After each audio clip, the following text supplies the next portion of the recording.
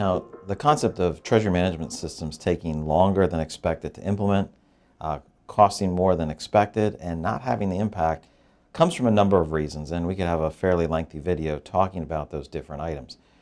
But one of the most obvious one that I won't speak on much is having dedicated resources. It's not effective to implement a system as large as a treasury management system by doing it off the side of the desk. We'll spend a couple hours at the end of the day trying to take care of the setup. That's very ineffective.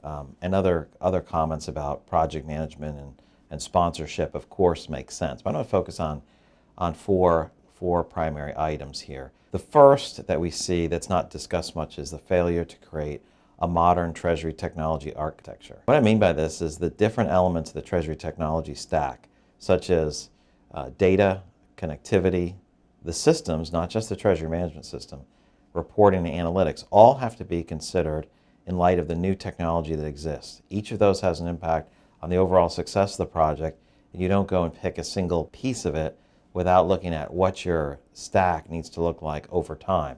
All of your building should move in that direction. This is one key reason why there's a problem.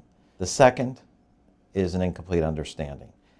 This is a significant issue, an incomplete understanding from the corporate side to what the vendors are. So understanding who the providers are, which ones align with your particular needs, is one of the most significant issues that exists today. When you hear terms like the usual suspects, it usually means people aren't current on what happens today, what is happening today with the different providers. So who's offering what types of services and what's most relevant to you. The second has to do with capabilities, and there's a number of reasons why capabilities can have create a challenge. There's an incomplete understanding of what capabilities are for several reasons. One of which has to do with the number of terms that can be confusing, that equivocation of terms like connectivity or payments or managing risk. So when we think about connectivity, we think about payments. Does the treasury management system handle payments? The answer may be yes. Well, there's a lot of different types of payments. Is it good at doing wire transfers? Yes, this one's very good at that. Is it good at managing accounts payable, bulk payment files? Probably not. It's probably not a payment hub. So conflating those terms and confusing them by the same meaning can create a significant challenge for the success of any organization, because it's expected to be in scope, it doesn't work, you waste time, you go back to the drawing board, nobody gets as much out of it as they expect. Another area has to do with changes in technology. Technology is changing very rapidly. What made sense 15 years ago and what existed is not the same as today. Growth in different types of as a service, software as a service, connectivity as a service, data as a service, managing not only the hardware but the software updates is one element of it, but also changes in technology across the technology stack. That's another area that people aren't keeping current on those. They have an incomplete understanding. That incomplete understanding leads to an inappropriate or immature structure, which leads to problems down the road. Finally, there's an incomplete understanding about how much work you need to do to get these systems up. There's two different models typically, in a range or a continuum between those. So there's the do-it-yourself approach. We're going to build everything, we're going to make all our connections, we're going to source all our data, and when that changes, we're going to reconnect it. The do-it-yourself approach versus as a service are two very different models. So an extremely treasury-intensive organization with a significant amount of IT support, Treasury is a primary area of their business, and the do-it-yourself approach gives them flexibility.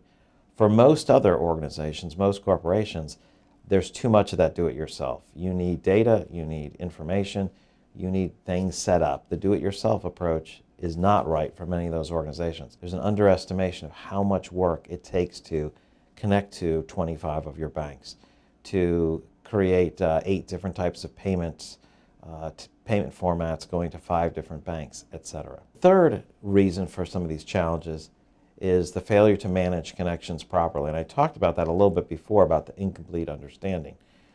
But if you can remember back to days of old Excel and Lotus 123 files, there was this blank matrix. You'd have the rows and the columns. there was no menu. You'd have to hit a slash button or some other button to bring up a menu, and then you'd have to enter data into it. This idea of managing connections properly is similar. When you put in a treasury management system, there might be a lot of information about your debt or your investments, but you're certainly going to need information about your bank accounts, how much is coming in against all your accounts domestically, internationally. You need that data in there to map for accounting purposes, to complete your forecasting, to do your coding for your cash positioning.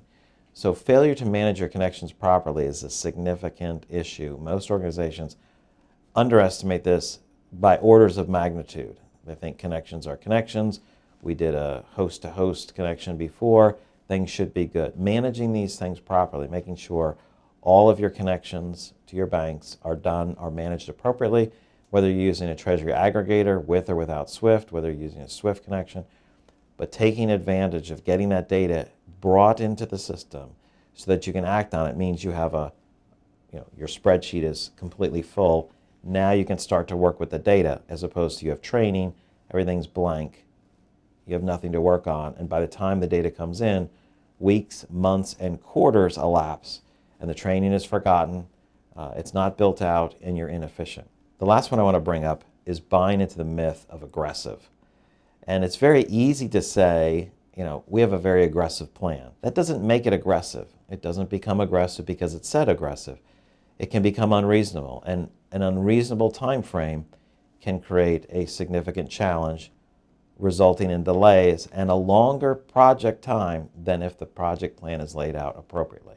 This is trying to either put too much into the first phase, overrunning on time frame because you don't have data in the system, people aren't committed or dedicated to the project for 6 hours a day, 8 hours a day.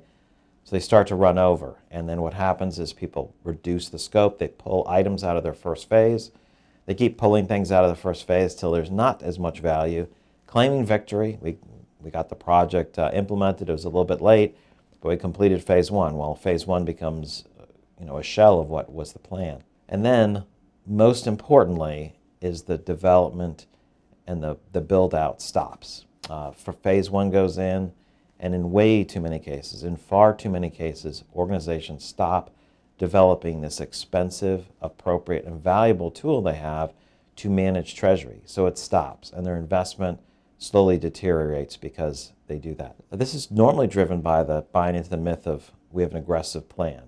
It doesn't become aggressive because you say it. There's certain things that take a period of time. It's important to know there are elements that you can accelerate very rapidly if you have them designed properly with your technology.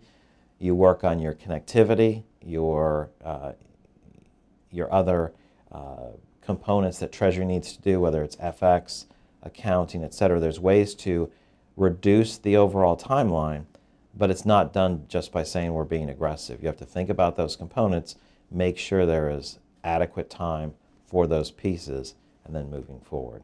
So those are some of the top reasons why treasury management systems are often over time, over budget, and ineffective, or less effective than they should be.